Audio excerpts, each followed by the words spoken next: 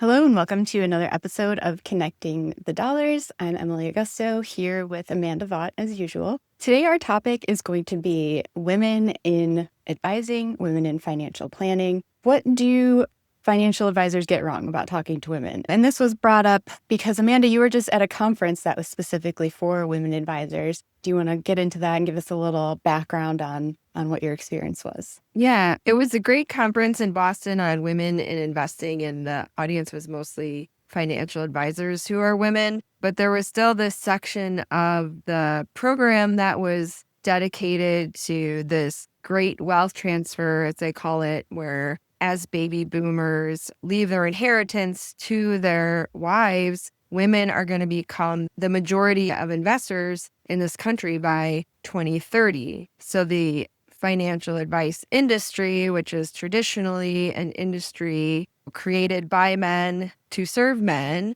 is now been a tither being like, oh, now there's women going to be in control of the money. How do we even talk to them? Which is, as a woman, you're kind of like, really? But it's still throwing people for a loop, I would say. Yeah, I was at a similar type of conference. It was like 8 or 10 years ago, and we are having the same conversation. So it's not something new. And I think the question shouldn't be, how do you talk to women? I think it should just be like, how do we be better financial planners? What is important to our clients? Also, as women advisors, it's second nature. It doesn't seem, I know finance in general is still a male dominated space, but like everything, things change, generational issues change. And so it feels very normal for us to be talking to all kinds of people. That, at least for the CFP designation, there's a lot of financial advisors out there who have different designations. But for that one, it was 25% women. But that isn't the percentage of people who are actively practicing as advisors. They were talking about their big issue with retention. So some women advisors go into the field and then promptly leave, which I'm empathetic with. Working in a male-dominated industry is not always the easiest thing to do. Sure. Yeah. And like with so many industries, women leave the workforce to become mothers or to do something where they may not be full-time. So yeah, the example is like there's not a lot of women in higher positions within finance and probably within a lot of industries in these male-dominated industries, especially because of those factors. You hit on the other trend we were talking about, which is trad wives, which is what it is in a traditional heterosexual marriage where the man controls the money. It's personally a little bit scary to me for women who want to give up their independence or give up their financial independence, because that was such a hard fought thing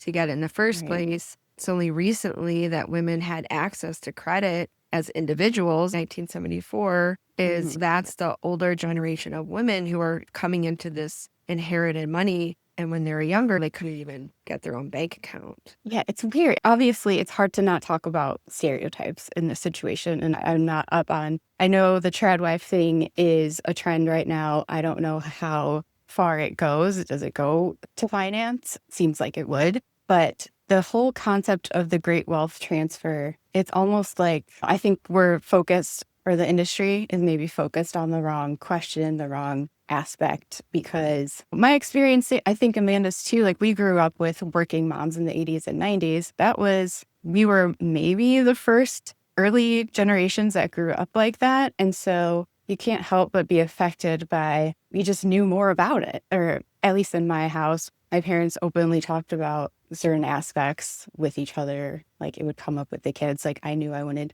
to make money, like with my allowance and whatnot. And I can realize that other people, previous generations, didn't necessarily grow up that way.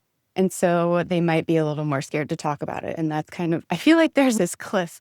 We're talking about these like baby boomer generations who typically the women didn't have a lot of say in the money area. But I'm just curious to see what the next 15, 20 years looks like. This will not be the same thing we're talking about at conferences, I would hope. Yeah, I think the financial advice industry in general is speaking to the people who have the most money. You're not typically speaking to people who are working class or don't have a high income or don't have a lot of savings. That's just not who they're marketing to. The fact that it is such a big shift is a problem for their marketing teams to work through. But I think on the ground, say, working with actual people, we work with a lot of women who are highly educated and they may not have grown up with the education or even the interest in learning about finance or investing. And I think that's totally fine. It Oh, of is what course. it Yeah. is. It doesn't mean that they don't recognize that it's important or necessary part of their life.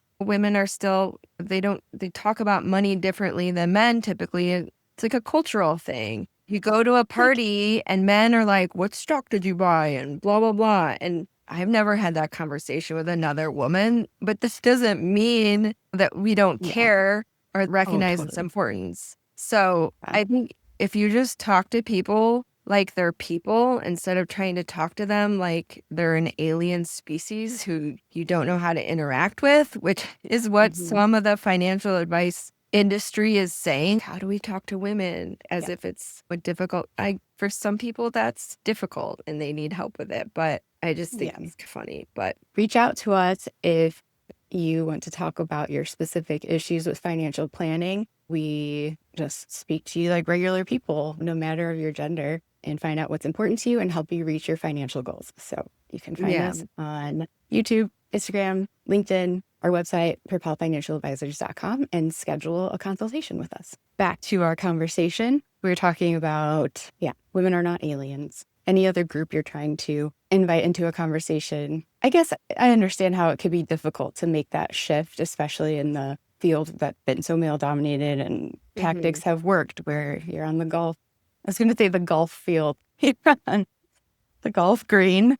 There you go. Showed some that was one of the differences tips there. that the conference was don't use sports metaphors. Yeah, Okay, no problem. that's I got funny. it. Yeah, so it's a it's a difficult line. You can see both sides. When Amanda and I were talking about this topic, yeah, we have a lot to say being women in this industry, but is it maybe just simple? Ask them to join the conversation and tell them they have information, like valuable insight Yeah. that would be helpful. Yeah. I think just like Emily was saying, personally, what we do is building trust. I think there's a lot of financial advisors and different people out there having different perspective on things. And who do you trust? Who are you listening to?